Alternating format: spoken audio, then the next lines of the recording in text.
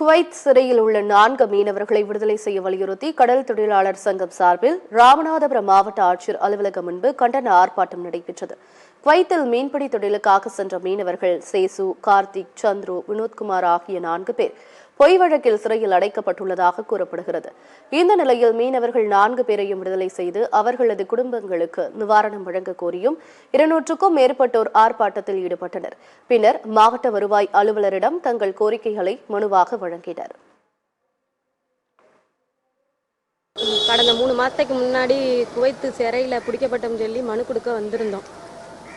அந்த வழக்கில் இன்னும் 3 மாசம் ஆகி சரியான பதில் எங்களுக்கு வரலை. அதனால இதோட மாவட்ட ஆட்சியரை 4வது தடவை பார்க்க வந்திருக்கோம். இதுக்கடுத்து சரியான முடிவு கிடைக்கலைன்னா நாங்கள் இதுக்கடுத்து எங்களுக்கு வாழ்றதுக்கு வழி இல்லை. நாங்கள் 4 குடும்பத்தை சேர்ந்தவங்க புள்ள குட்டி 20-30 பேர்கிட்ட இருக்கோம். எங்களுக்கு சரியான முறையில் இது ஒன்றும் இல்லைன்னா நாங்கள் குடும்பத்தோட தற்கொலை பண்ணிக்கிடுவோம். இதுதான் நாங்கள் எடுத்திருக்க முடிவு. நாங்கள் வந்ததோட எங்களுக்கு நல்ல இது கிடைக்கணும்.